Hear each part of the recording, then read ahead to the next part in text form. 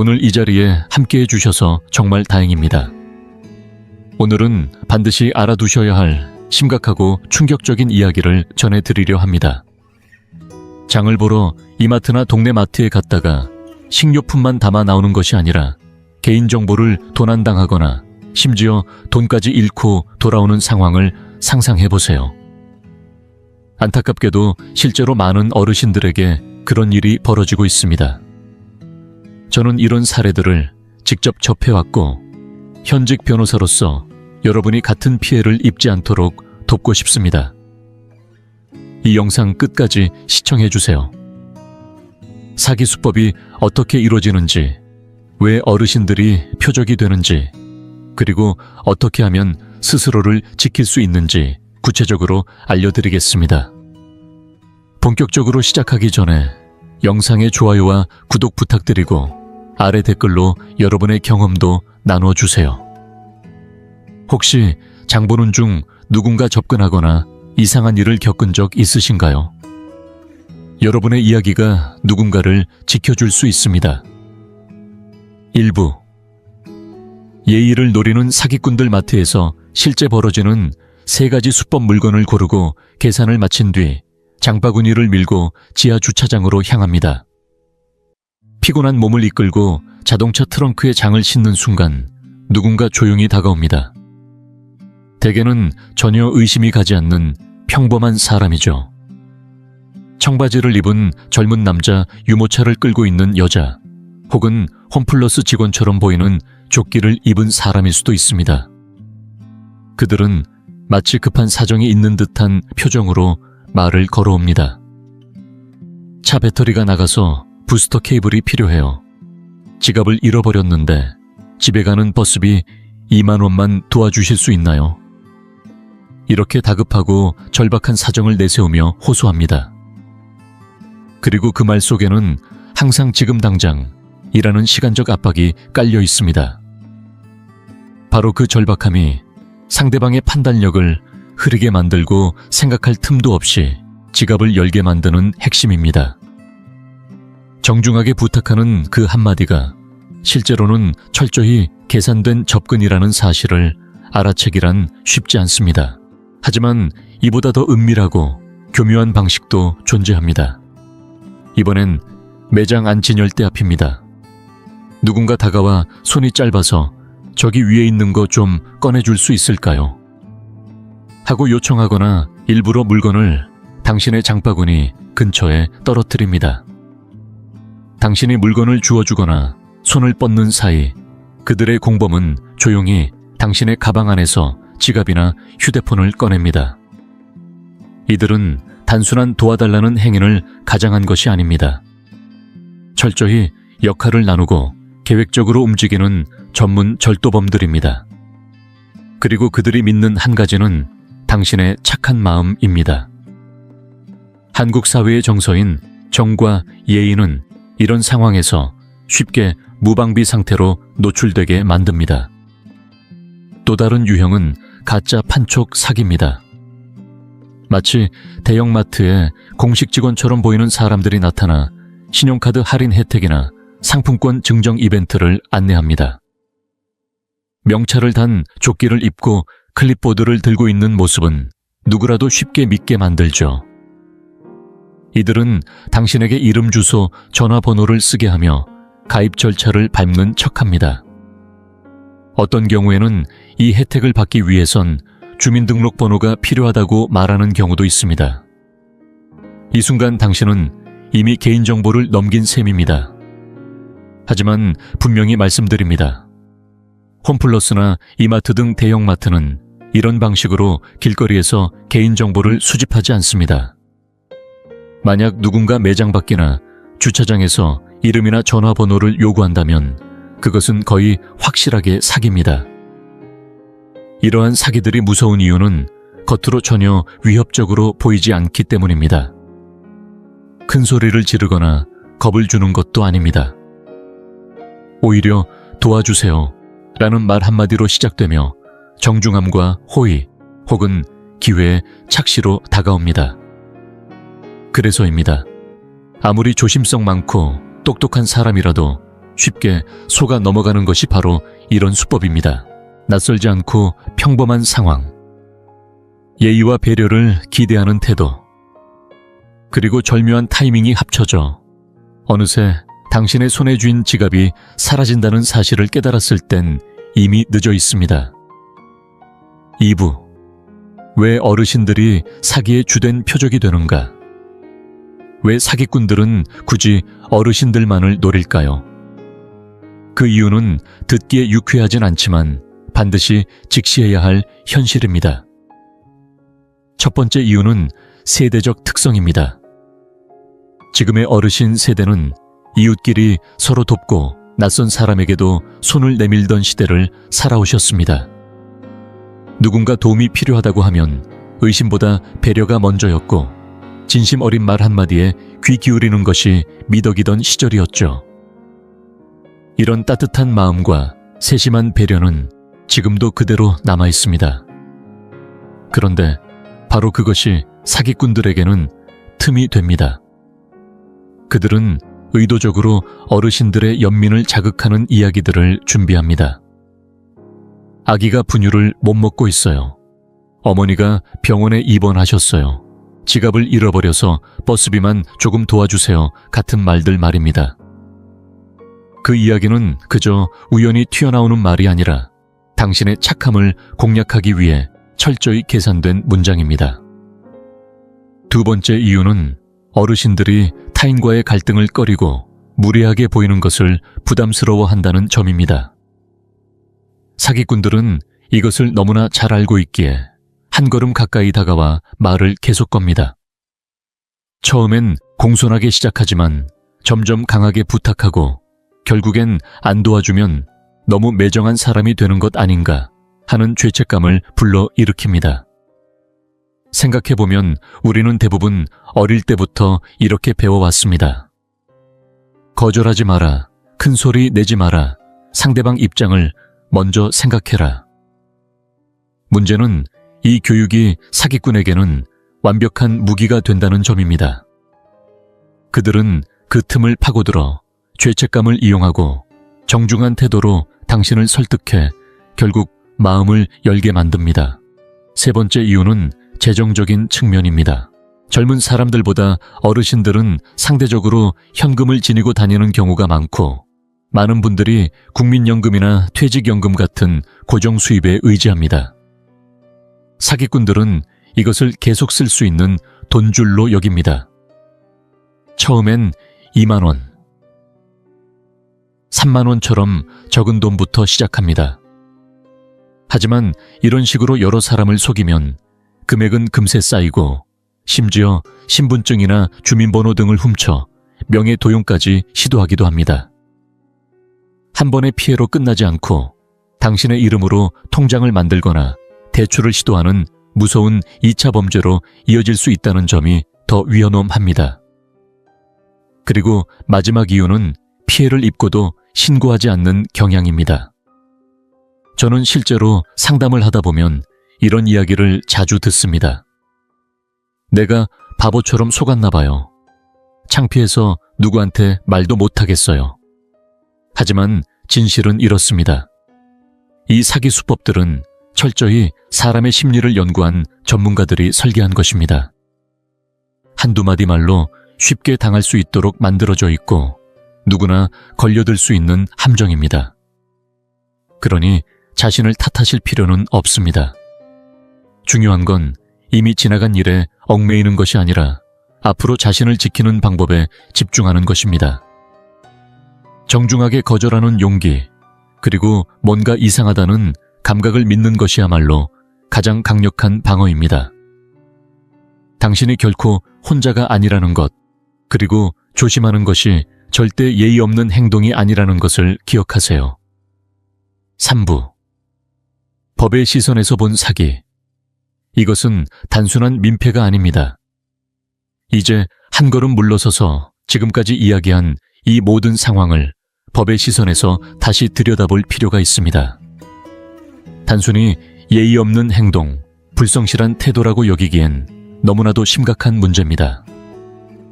우리가 마주하고 있는 건 분명한 범죄 행위이며 그것도 상당히 중대한 범죄라는 사실을 직시해야 합니다.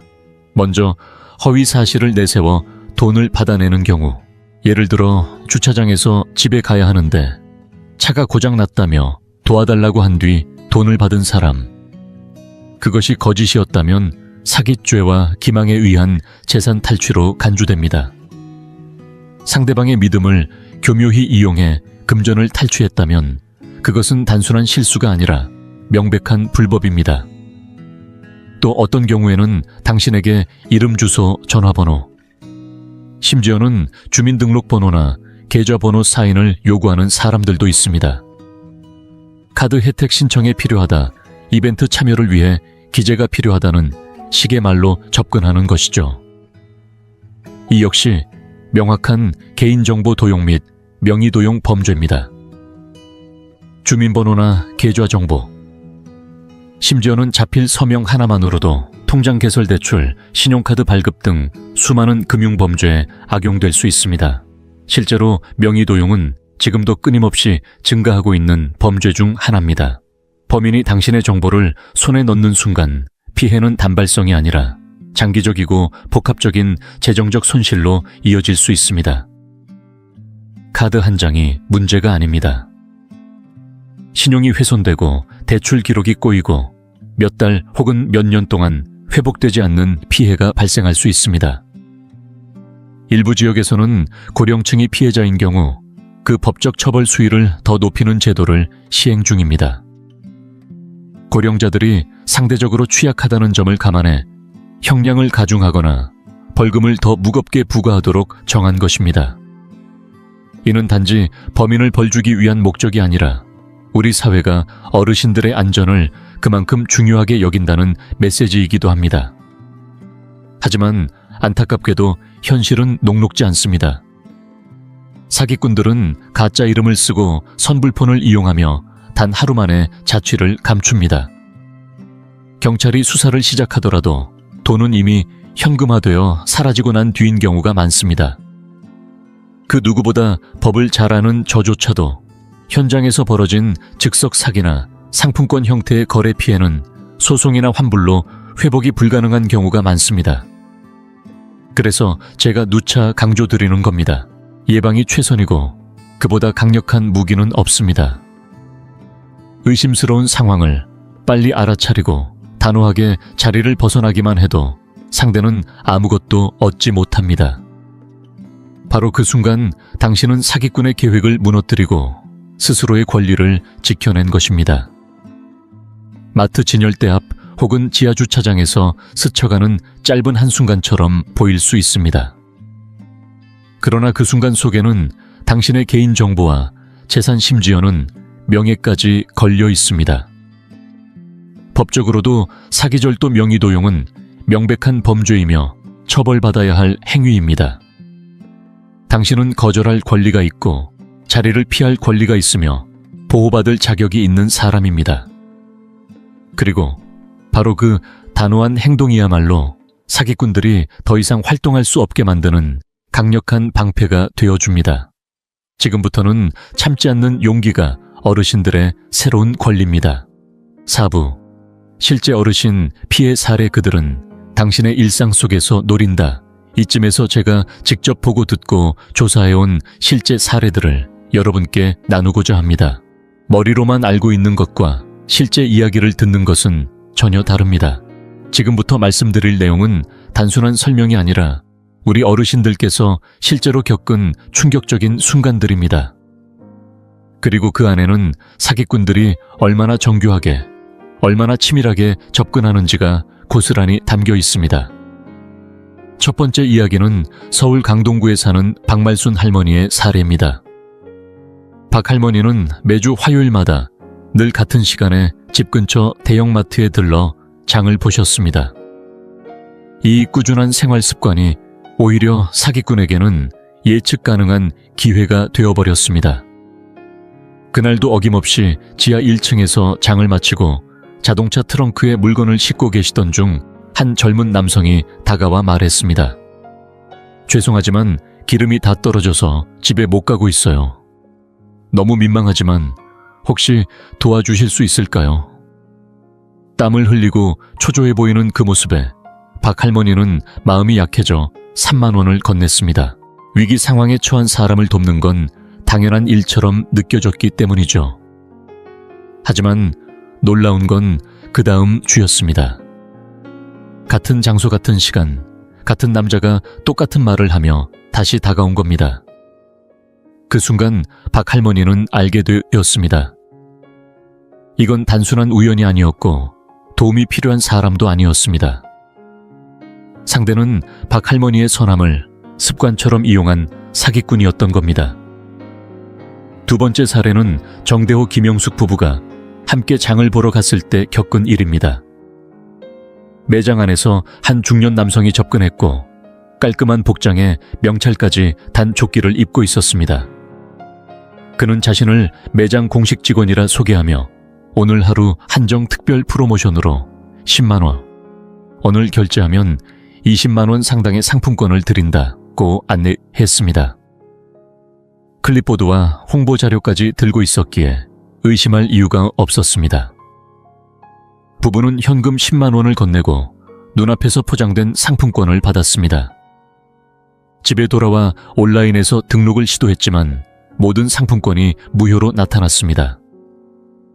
이미 사기꾼은 자취를 감춘 뒤였고 고객센터에도 해당 이벤트는 없다고 했습니다.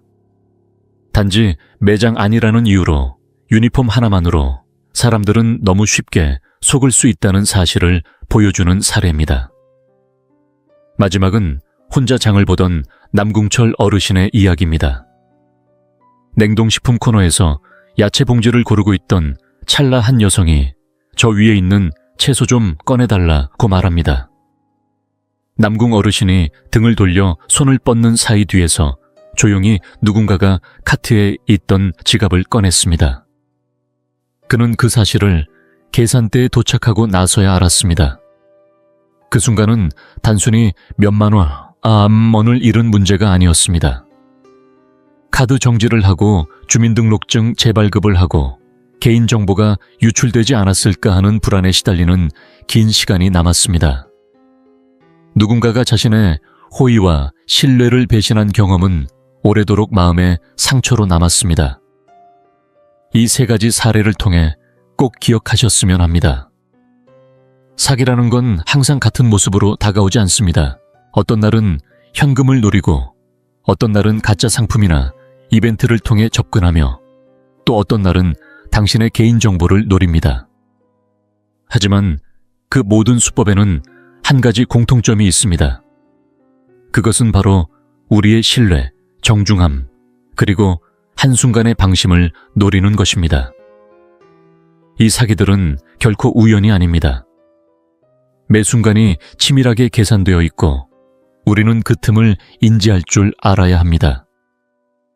이야기를 듣고 화가 나셨을 수도 있고 혹은 마음이 무거워졌을 수도 있습니다. 하지만 중요한 건 이런 사례를 통해 우리가 함께 대비할 수 있다는 것입니다. 남의 일이 아니라 내 주변에서도 언제든 일어날 수 있는 일이라는 걸 잊지 마세요. 5부 사기를 피하는 법 변호사가 알려주는 실제 대처법. 지금부터는 이런 일이 생기면 어떻게 해야 하나요? 라는 질문에 하나하나 답해드리겠습니다. 이것은 단순한 조언이 아닙니다. 법적인 관점과 실생활 경험을 바탕으로 정리한 당신만의 보호도구 상자입니다. 누구나 기억하고 바로 실천할 수 있어야 하니까요. 첫째, 가지고 다니는 물건부터 줄이세요. 정말 꼭 필요한 것이 아니라면 지갑에 넣지 않는 것이 가장 안전합니다. 주민등록증 여러 장에 신용카드 통장 사본 같은 민감한 정보는 가급적 집에 두시고 체크카드 한 장과 소액 현금만 간단히 소지하는 것이 좋습니다. 만약 예상치 못한 상황이 발생했을 때 당신이 잃는 것은 최소한이 됩니다. 둘째, 물리적 방어선을 스스로 만드는 습관을 들이세요. 장바구니에 가방을 던져놓는 습관 많이들 있으시죠? 하지만 그것은 사기꾼에게는 열려있는 기회와도 같습니다. 가방은 반드시 지퍼를 잠그고 가능한 한 몸에 밀착하여 크로스로 매는 방식이 좋습니다. 이처럼 접근이 어려운 구조를 만들어두면 사기꾼은 더 쉬운 타깃을 찾으러 자리를 옮깁니다. 셋째, 거절하는 연습을 하세요. 이유 없이도 괜찮습니다. 많은 어르신들이 그냥은 못 끊지, 그래도 뭔가 사정이 있겠지 하시며 마음을 내어주십니다. 하지만 기억하세요. 당신은 누구에게도 이유를 설명할 의무가 없습니다. 만약 누군가가 다가와 돈을 요구하거나 도움을 청한다면 단호하게 죄송하지만 도와드릴 수 없습니다 라고 말하고 자리를 피하세요. 그게 너무 차갑게 느껴질 수도 있겠지만 진짜 도움이 필요한 사람이라면 관리자에게 가거나 경찰이나 구청에 연락할 수 있습니다. 당신의 죄책감을 이용하는 것이 바로 사기꾼의 전략입니다. 그 틈을 허용하지 마세요. 넷째, 실제 마트의 정책을 알아두세요. 이마트든 홈플러스든 정식 직원이 지하주차장에서 상품권을 팔거나 기부금을 모금하거나 신용카드를 권유하는 일은 없습니다. 명찰을 달고 조끼를 입고 있어도 진짜 직원인지 아닌지는 반드시 매장 안에서 확인하셔야 합니다. 개인정보를 요구하는 사람은 거의 사기꾼입니다. 진짜 정보 제공은 매장 고객센터나 공식 웹사이트를 통해서만 이루어져야 합니다. 다섯째, 수상한 일이 생기면 절대 무시하지 마세요. 즉시 신고하는 것이 핵심입니다. 매장 내부에 있는 고객센터로 바로 가셔서 상황을 설명하시고 필요하다면 경찰에도 알려야 합니다. 대부분의 마트는 CCTV가 잘 되어 있고 응급 상황 대응 교육을 받은 직원도 있습니다.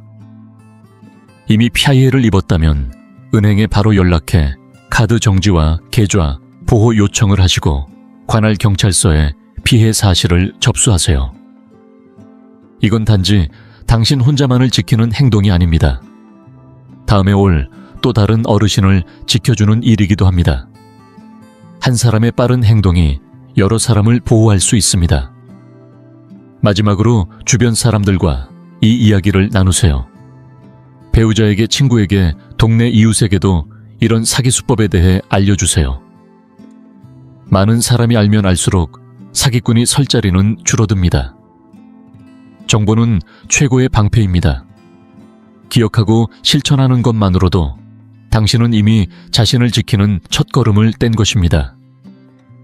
지금 당장은 괜찮아 보여도 언젠가 닥칠 수 있는 상황에 미리 대비하는 지혜가 필요합니다.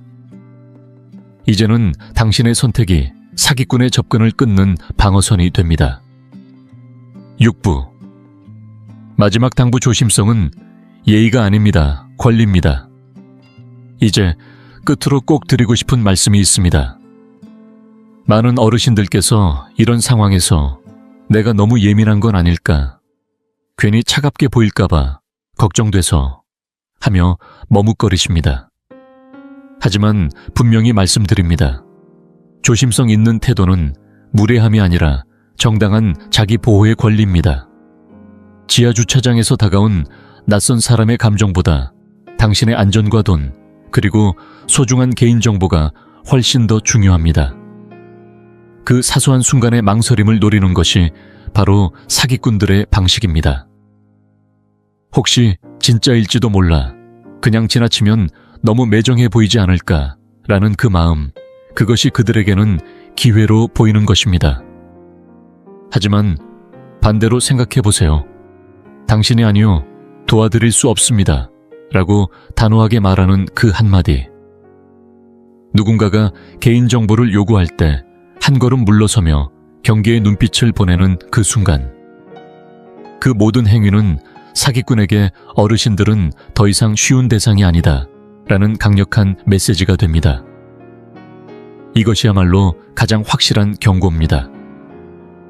말없이 넘기는 것이 배려는 아닙니다. 침묵이 누군가의 범죄를 더 키우게 될 수도 있습니다. 만약 피해를 당하셨다면 부끄러워하지 마시고 꼭 신고해 주세요. 너무나 많은 범죄들이 처벌받지 못하는 이유는 피해자들이 그냥 참고 넘기기 때문입니다. 하지만 신고를 통해 당신은 또 다른 피해를 막을 수 있고 경찰은 반복 범죄자의 패턴을 추적할 수 있게 됩니다. 그리고 다시 한번 강조드립니다. 예방이야말로 언제나 가장 강력한 방어입니다. 돈이 한 번 나가고 정보가 한 번 유출되면 그 피해를 복구하는데 몇 달, 몇 년이 걸릴 수도 있습니다. 하지만 단호한 거절 한 번에 의심 빠른 발걸음은 그 모든 고통을 원천적으로 막아주는 행위가 됩니다. 그래서 저는 끝으로 이 말씀을 꼭 드리고 싶습니다. 늘 깨어 있으세요. 개인정보는 철저히 지키세요. 그리고 무엇보다 당신의 본능을 믿으세요. 어딘가 이상하다고 느껴지셨다면 그 느낌은 틀리지 않았을 가능성이 높습니다. 그 순간 바로 그 느낌이 당신을 지켜줍니다. 혹시 많은 중장년층이 새벽 3시쯤 눈을 뜨고 다시 잠들지 못하는 이유가 궁금하셨던 적이 있나요? 조용한 새벽 어둠 속에서 천장을 바라보며 내 몸이나 마음에 무슨 문제가 생긴 건 아닌지 고민하셨던 적이 있을 겁니다. 사실 이 현상은 생각보다 훨씬 흔한 일이자 단순한 습관이나 나이 탓만은 아닙니다. 이번 영상에서는 나이가 들면서 많은 분들이 새벽 3시쯤 깨게 되는 5가지 중요한 이유와 그 시간대의 깨어남이 우리에게 전해주는 메시지를 함께 살펴보려 합니다. 각 이유에는 우리 몸 건강 그리고 삶의 경험이 담겨 있습니다. 영상을 끝까지 보시면 분명히 그동안의 수면에 대해 새로운 시각을 얻게 될 겁니다. 단순한 설명이 아니라 실제 생리학, 심리학, 그리고 많은 분들이 미처 알지 못했던 노화의 리듬에 바탕을 두고 말씀드릴 예정입니다. 호르몬 변화, 수면 패턴 건강 문제뿐 아니라 조용히 작용하는 정서적, 사회적 요인까지도 다루며 여러분이 살아오신 삶에 대한 존중을 잊지 않고 진솔하게 전해드리겠습니다. 혹시 새벽 3시에 깨서 왜 하필 지금이지 하고 물어본 적이 있으셨다면 오늘 영상이 바로 여러분께 필요한 내용일 겁니다. 영상을 끝까지 함께 하시면서 더 나은 수면뿐 아니라 내 몸이 보내는 신호를 이해하고 삶을 더 깊이 돌아볼 수 있는 기회가 되길 바랍니다. 그럼 지금부터 본격적으로 시작해 보겠습니다. 그리고 본격적으로 시작하기 전에 당신에 대해 조금 더 알고 싶습니다. 지금 이 영상을 보고 계신 당신은 몇 살이신가요? 그리고 어느 지역에서 시청 중이신가요? 댓글로 남겨주세요. 당신의 이야기를 읽는 것은 저에게 큰 기쁨이 될 것입니다. 당신이 나누어 주시는 삶의 경험 하나하나가 우리의 이 공간을 더욱 따뜻하고 가까운 곳으로 만들어줄 거라고 믿습니다. 그럼 이제 함께 시작해 볼까요? 첫 번째 이유는 바로 멜라토닌 분비 감소입니다. 많은 중장년층이 새벽 3시 무렵에 깨어나 다시 잠들지 못하는 이유 중 하나가 나이가 들수록 체내에서 자연스럽게 분비되는 멜라토닌이 줄어들기 때문입니다. 멜라토닌은 흔히 우리 몸의 생체시계라 불리는 수면각성 리듬을 조절하는 호르몬으로 숙면에 빠지고 그 상태를 유지하는 데 핵심적인 역할을 합니다. 젊었을 때는 밤마다 일정하고 풍부한 멜라토닌이 분비되어 깊고 연속적인 수면을 누릴 수 있었습니다. 하지만 세월이 흐르면서 이 호르몬의 분비량이 서서히 줄어들게 되고 이 변화가 숙면의 질에 상당한 영향을 미칩니다. 하루를 충분히 보내거나 저녁을 평온하게 마무리한 날에도 밤이 깊어 2시, 3시, 때로는 4시가 되면 멜라토닌의 자연 분비가 너무 낮아져서 깊은 수면 상태를 유지하기 어렵습니다. 갑작스러운 소음이나 꿈 때문이 아니라 뇌가 서서히 각성 상태로 전환되면서 충분한 멜라토닌이 이를 붙잡아주지 못해 깨게 되는 것입니다. 이는 당신이 뭔가 잘못해서가 아니며 몸이 제 기능을 못해서도 아닙니다. 단지 나이가 들면서 체내 화학작용이 변하는 자연스러운 과정일 뿐입니다. 더욱이 침실 환경은 이 문제를 더 악화시킬 수 있습니다. 창문 밖 가로등 불빛 탁상시계의 깜박거리는 불빛 문틈 아래로 새어 들어오는 복도 조명 같은 아주 작은 빛조차도 멜라토닌 분비를 억제합니다. 나이가 들수록 이런 외부 자극에 더 민감해져서 새벽 3시에 깨어남이 더욱 짜증스럽게 느껴질 수 있습니다. 예를 들어 이제 72세가 된 박영수 씨를 떠올려 보세요. 평소 잠자리가 좋은 편이었는데 요즘 들어 새벽 3시 15분쯤이면 자주 눈이 떠집니다. 불안하거나 짜증이 나는 건 아니고 그저 아침이 된 듯 정신이 맑아지는 느낌이라고 합니다. 그러던 중 멜라토닌 문제라는 사실을 알게 되면서 더 이상 스스로를 탓하기보다는 노화로 인한 자연스러운 현상임을 받아들이게 되었습니다. 그 뒤로 박영수 씨는 침실을 더 어둡게 만들고 잠들기 1시간 전에는 스마트폰이나 TV를 멀리하며 저녁 산책을 통해 생체 리듬을 자연스럽게 조율하는 습관을 들였습니다. 이런 작은 변화들이 몸에게 아직 밤이라는 신호를 보내주는 데 도움이 되었고 예전처럼 완벽하게 깊은 잠을 자지는 못해도 이제는 몸의 변화를 거스르기보다는 자연스럽게 받아들이게 되었다고 합니다. 이처럼 이해가 생기면 모든 것이 달라집니다. 새벽에 일어나는 것이 당신의 잘못이 아니라 단순히 호르몬 변화 때문이라는 사실을 알게 되면 몸을 원망하기보다는 수면을 돕는 방법을 찾아 실천할 수 있습니다. 깨달음의 힘은 놀랍습니다. 좌절을 연민으로 바꿔주고 자기 몸을 돌보는 방법에 대해 더 지혜로운 선택을 할 수 있게 만듭니다. 두 번째 이유, 수면 주기의 변화수와 수면 단계의 앞당겨짐. 중장년층이 새벽 3시 무렵에 깨서 다시 잠들기 어려워지는 또 하나의 중요한 이유는 나이가 들면서 우리 몸의 내부 시계가 자연스럽게 앞으로 이동하기 때문입니다. 이를 수면 단계 앞당겨짐, Advanced Sleep Phase 현상이라고 부르는데요. 나이가 들어감에 따라 생체 리듬이 서서히 앞당겨져서 저녁이 되면 평소보다 일찍 졸음이 오고 아침에도 평소보다 더 이른 시간에 눈을 뜨게 됩니다. 예전에는 밤늦게 영화를 보다가 꾸벅꾸벅 졸거나 알람이 울리기 전까지도 단잠을 자곤 했지만 요즘 들어서는 알람이 울리기 전부터 눈이 번쩍 뜨여버리는 날이 많아집니다. 이러한 변화는 단순한 습관 문제가 아닙니다. 몸의 근본적인 생체 리듬 변화와 깊게 연결되어 있고 해가 갈수록 그 영향은 더 또렷해집니다. 젊었을 때는 비교적 늦은 시간에 잠들어도 몸이 태양의 주기와 잘 맞춰졌지만 나이가 들수록 몸의 시계는 조금씩 앞으로 당겨져서 평소보다 일찍 잠이 들고 그만큼 새벽녘에도 자연스럽게 눈이 뜨이게 되는 것입니다. 예를 들어 밤 9시쯤에 잠이 들거나 혹은 그보다 더 일찍 잠드는 날도 생기는데 이렇게 되면 새벽 3시쯤이면 이미 몸이 충분한 수면 주기를 마쳤다고 인식해버립니다. 그래서 아직 바깥은 캄캄한데도 머리가 맑아지고 이제 하루를 시작할 때인가 하는 느낌이 드는 것이지요. 이건 결코 당신에게 문제가 있어서가 아닙니다. 단지 몸이 이제는 새로운 일정에 맞춰 작동하고 있다는 뜻일 뿐입니다.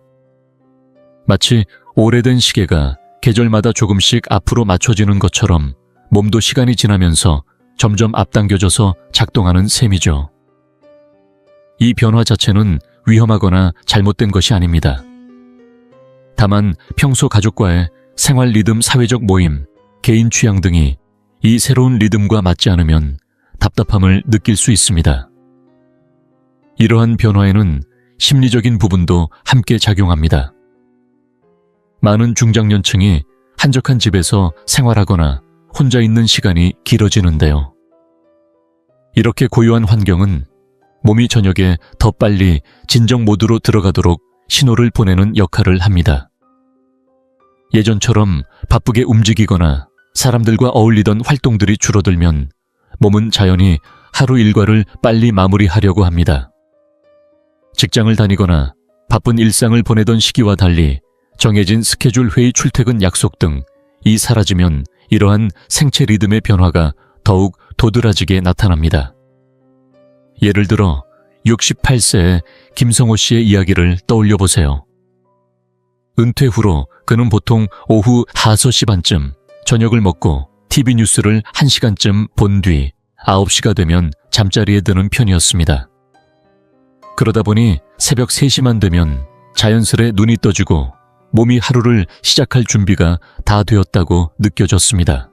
처음에는 불면증이 아닐까 걱정도 했지만 전문가의 조언을 통해 이 현상이 단순히 수면 단계의 앞당겨짐이라는 것을 알고 나서는 한결 마음이 편해졌다고 합니다. 그 후 김성호 씨는 밤 시간을 조금 더 늦게 보내기 위해 자기 전 따뜻한 조명을 켜두고 책을 읽거나 저녁 식사 후에는 가벼운 산책을 하며 몸과 마음을 차분히 달래주었습니다.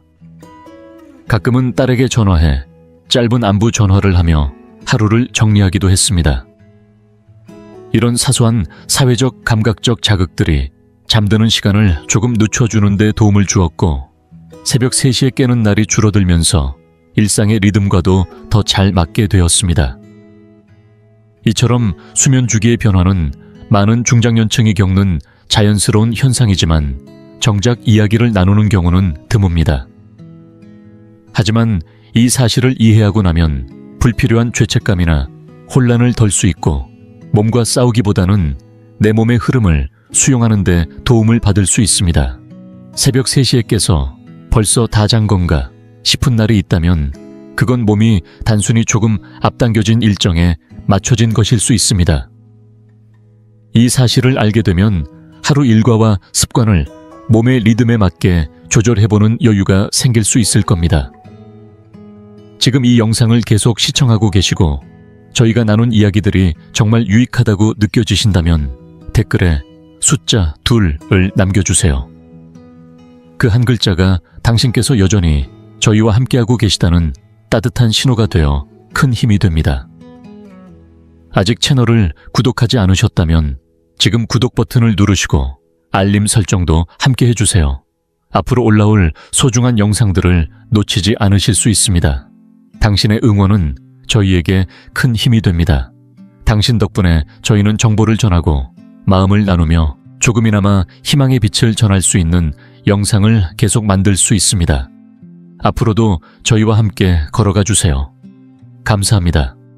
세 번째 이유, 신체적 불평함과 건강 문제로 인한 잠깨움 중장년층이 새벽 3시쯤에 깨어나는 또 다른 흔한 이유는 몸이 조용한 밤 시간에 신체적 불편감이나 잠재된 건강 문제에 반응하기 때문입니다.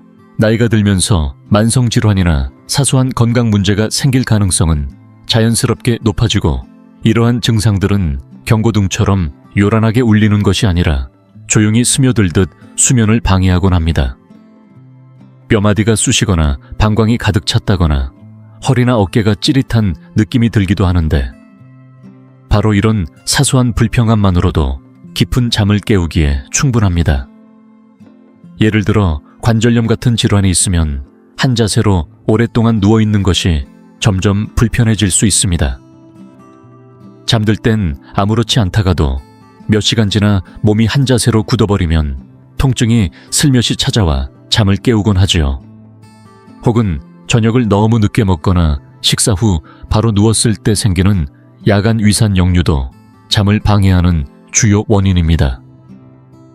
입이 마르거나 다리에 쥐가 나거나 혹은 방 안의 온도가 미묘하게 변하는 것조차도 새벽녘에 몸의 방어 기전이 약해진 틈을 타 잠을 깨우곤 합니다. 특히 중장년 남성에게서 자주 나타나는 새벽 3시 기상 이유 중 하나가 소변이 마려운 경우입니다. 나이가 들수록 방광의 탄력이 떨어져서 요일을 더 자주 더 강하게 느끼게 됩니다.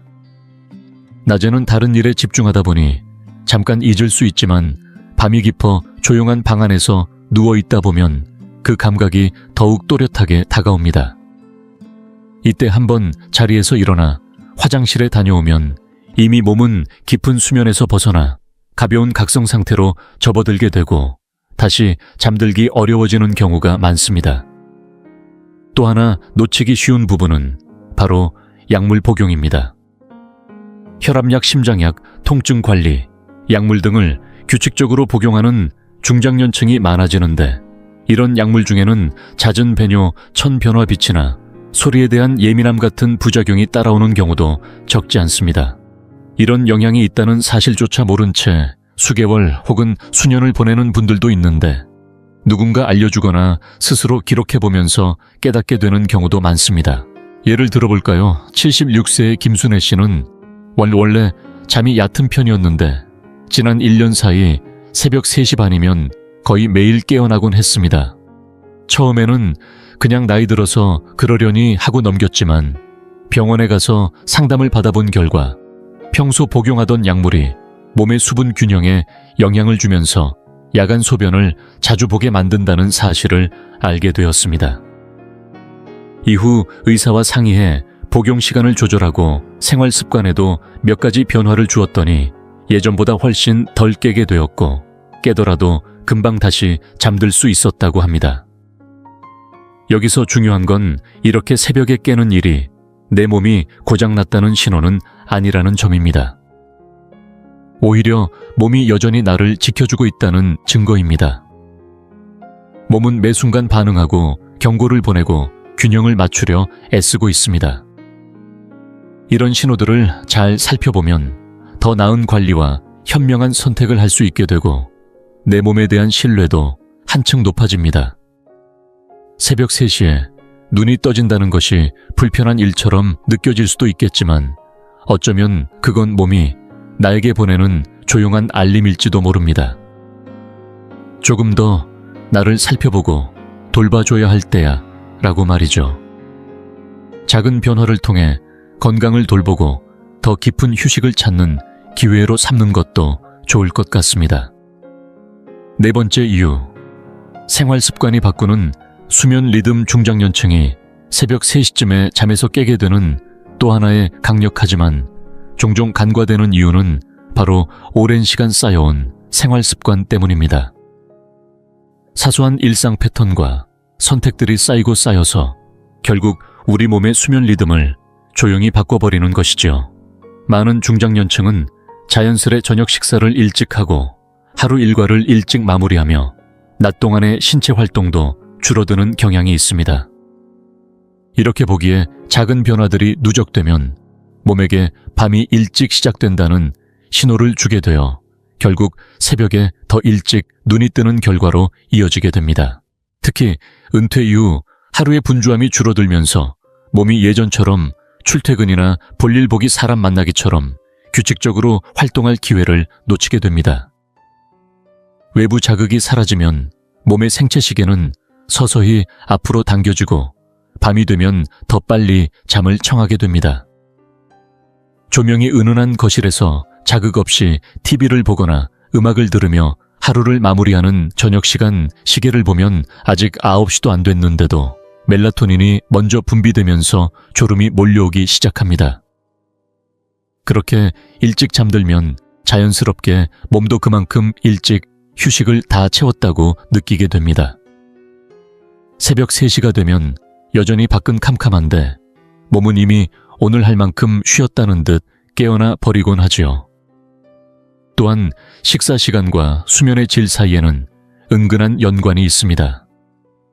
저녁을 일찍 먹는 습관은 건강에는 좋지만 가벼운 야식 없이 잠들면 밤사이 혈당이 떨어질 수 있습니다. 그 허기는 느끼지 못해도 몸을 슬그머니 깨우기에 충분합니다. 게다가 카페인은 생각보다 오래 몸속에 머무는데 나이가 들수록 신진대사가 느려져서 오후 이른 시간에 마신 커피 한 잔이 밤늦게까지 수면을 방해하기도 합니다.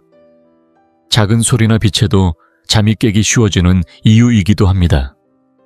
74세의 김종수 씨 사례를 보면 이런 변화가 얼마나 자연스럽게 찾아오는지 알 수 있습니다.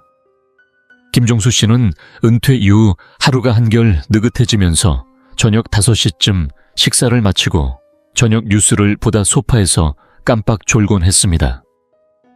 밤 9시가 되기도 전에 침실 불을 끄고 잠자리에 들다 보니 어느새 새벽 3시면 눈이 번쩍 뜨이고 새소리도 들리기 전에 몸이 깨어나는 걸 느꼈다고 합니다. 처음엔 이유를 몰라 답답했지만 일상 루틴을 곱씹어 본 뒤에는 스스로에게 작은 변화를 주기 시작했습니다. 오후에 산책을 추가하고 저녁 시간에는 조금 더 밝은 불빛 아래서 책을 읽으며 몸과 마음을 차분히 가라앉혔습니다. 또 저녁 식사 후에는 가급적 낮잠을 피하려 애쓰면서 몸의 생체 시계를 조금 늦춰보려 노력했습니다. 그러자 몸도 점차 새로운 리듬에 맞춰졌고 새벽 3시에 깨는 날이 줄어들면서 원하는 기상시간과 더 잘 맞게 되었다고 합니다. 놀라운 건 우리가 이렇게 습관의 힘을 자주 잊고 산다는 사실입니다. 우리 몸은 하루하루의 규칙성을 원합니다. 그 리듬이야말로 뇌에게 이제 쉬어야 할 시간이다 혹은 일어나야 할 시간이다를 알려주는 신호판 같은 역할을 하거든요. 그 신호가 약해지거나 흐트러지면 몸의 시계도 방향을 잃게 됩니다. 그래서 잠이 더 일찍 깨거나 깊은 잠을 오래 유지하지 못하게 되는 것이지요. 하지만 이러한 패턴을 살펴보고 작은 조정만으로도 몸이 더 편안하게 쉬고 깨어날 수 있도록 길을 열어줄 수 있습니다. 그렇게만 된다면 다시금 숙면을 되찾고 매일 아침 더 상쾌하게 하루를 맞이할 수 있을 거예요. 5번째 이유, 마음과 감정의 불안정함. 가끔 새벽 3시에 깨는 이유는 몸 때문이 아니라 오히려 마음 때문일 때가 많습니다. 나이가 들수록 하루의 분주함 속에 묻혀있던 감정의 층이 조용한 밤이 되면 하나둘씩 떠오르기 마련입니다. 세상이 고요해지고 방해받을 것이 없는 이 새벽 시간은 평소에 꺼내놓지 않았던 걱정이나 후회 혹은 그리움이 고개를 들고 찾아오는 무대가 되곤 하지요. 이때 잠에서 깨는 건 시끄러운 소음이나 통증 때문이 아니라 머릿속에서 문득 정리되지 않은 생각들이 흘러나오고 마음 한켠에 놓여있던 근심이나 묻혀있던 기억들이 부드럽게 떠오르기 때문입니다. 젊은 시절에 느꼈던 불안처럼 날카롭거나 급박한 것이 아니라 조용히 배경음처럼 깔리듯 마음을 간지리는 듯한 느낌이 들기도 합니다. 무엇인지 정확히 짚어내기 어렵더라도 뭔가 편치 않은 기운이 남아있는 듯한 그런 감각이지요. 몸이 바쁘게 움직이던 시절에는 이런 생각들이 묻혀 있었을 수 있습니다. 하지만 이제 몸이 더 이상 하루 종일 바쁘게 달리지 않으니 그동안 미뤄뒀던 기억들, 지나간 관계, 예전의 결정 잃어버린 것들, 미처 전하지 못한 말들이 새벽녘에 더 또렷하게 들려오기 시작합니다. 이때 외로움이라는 감정이 한몫 타기도 합니다. 나이가 들수록 가족과 친구의 모임이 줄고 자식들은 각자 바쁜 삶을 살고 생활의 패턴도 달라집니다. 낮에는 사람들과의 소통으로 마음이 덜 느껴질 수 있지만 밤이 찾아오면 그 조용함이 마음속 빈자리를 더욱 크게 느끼게 합니다. 이런 외로움은 꼭 무겁게 다가오지 않을 수도 있습니다. 가끔은 누군가와 대화하고 싶은 마음이 살짝 고개를 들거나 방 안의 적막함을 깨우는 작은 바람 같은 감각으로 다가올 수도 있습니다. 예를 들어 80세의 이순자 씨를 떠올려 봅시다. 그녀는 낮에는 정원 가꾸기를 하거나 손주들과 전화 통화를 하고 좋아하는 드라마를 보며 시간을 보냅니다. 하지만 새벽 3시가 되면 자꾸만 남편과 함께했던 시간들이 스쳐 지나가고 낮에는 애써 미뤄둔 걱정들도 조용히 다시 찾아옵니다. 처음엔 이게 수면 장애인 줄 알았지만 시간이 지나면서 이 일이 단순히 수면 문제가 아니라는 사실을 깨닫게 되었습니다. 그녀의 마음이 말을 걸어오고 있었던 것이지요. 그 뒤로 이순자 씨는 잠자리 옆에 작은 노트를 두고 새벽에 눈이 뜨면 그때 떠오른 생각을 간단히 적어두기 시작했습니다. 특별한 글은 아니지만 마음속에 담긴 솔직한 말들을 적으며 스스로에게 귀 기울여 주었던 겁니다. 또 저녁에는 잔잔한 음악을 틀거나 친구에게 안부 문자를 보내면서 하루를 마무리하는 의식을 더했습니다. 그렇게 작은 습관들이 마음의 작은 숨통을 틔워주었고 새벽에 깨더라도 다시 잠이 드는 것이 훨씬 수월해졌습니다. 사실 마음이라는 것은 시계처럼 정확히 맞춰진 스케줄을 따르지 않습니다. 떠오르고 싶은 기억은 때를 가리지 않고 찾아오고 던지고 싶은 질문은 새벽에라도 고개를 들 수 있습니다. 그리고 이 모든 것은 결코 흠이 아닙니다. 오히려 살아온 세월이 만들어낸 깊이의 증거이지요. 새벽녘에 깨어나고 문득 생각에 잠기는 것은 내 안에 쌓여온 지혜가 모습을 드러내려는 순간일지도 모릅니다.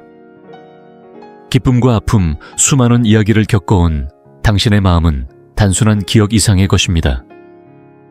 이럴 때는 그 깨달음을 억누르거나 없애려 애쓰기보다는 오히려 호기심과 따뜻한 시선으로 바라보는 것이 좋습니다.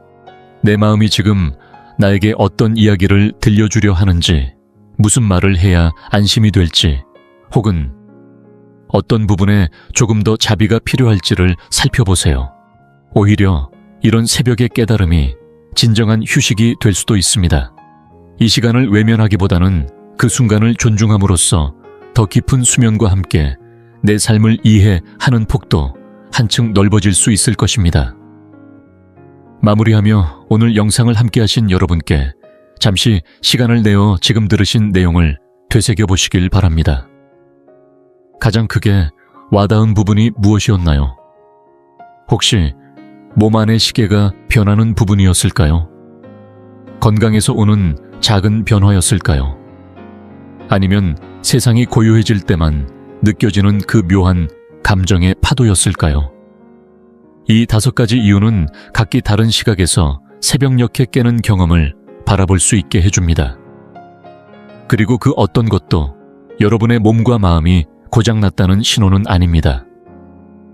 오히려 삶의 이 시기를 지나며 몸과 마음이 여전히 얼마나 부지런히 반응하고 적응하며 살아 숨 쉬는지를 보여주는 증거입니다. 새벽이 오기 전 그 고요한 시간에 몸이 보내는 신호를 이해하는 것만으로도 우리는 놀라운 힘을 얻습니다. 새벽 3시에 깬다는 사실을 귀찮은 일로만 보지 않고 오히려 몸이 보내는 작은 신호, 스스로의 필요와 습관, 그리고 마음을 더 살펴보라는 메시지로 바라본다면 어떨까요? 여러분은 이 경험에서 혼자가 아니며 같은 질문을 던지는 이들도 분명히 있습니다. 그러나 통찰이 생기면 우리는 강해집니다. 그리고 그 강함은 더 깊은 휴식과 편안함, 내 몸의 리듬에 더 잘 맞추어 사는 작은 변화를 만들어낼 수 있는 자유를 줍니다. 오늘 이 5가지 이유 중 하나라도 내게 해당한다고 느끼셨다면 이제 나는 단순히 나이 들어가는 것이 아니라 성장하고 있다는 사실을 기억해 주세요. 그리고 그 성장은 더 의식적으로 쉬고 몸을 한층 부드럽게 돌보고 아침을 조금 더 이해와 평안으로 맞이할 수 있는 기회를 선물해 줄 것입니다. 이 영상이 유익하고 흥미로우셨다면 주저하지 마시고 좋아요를 눌러주시고 채널 100세 인생 이야기를 구독해 주세요. 또한 이 영상이 필요할 것 같은 분들에게 공유해 주시면 큰 힘이 됩니다. 여러분의 응원 덕분에 100세 인생 이야기는 앞으로도 의미 있는 콘텐츠를 통해 노후의 삶에 실질적인 정보와 가치를 전해드릴 수 있습니다. 함께해 주셔서 진심으로 감사합니다. 다음 영상에서 다시 뵐 수 있기를 기대하겠습니다.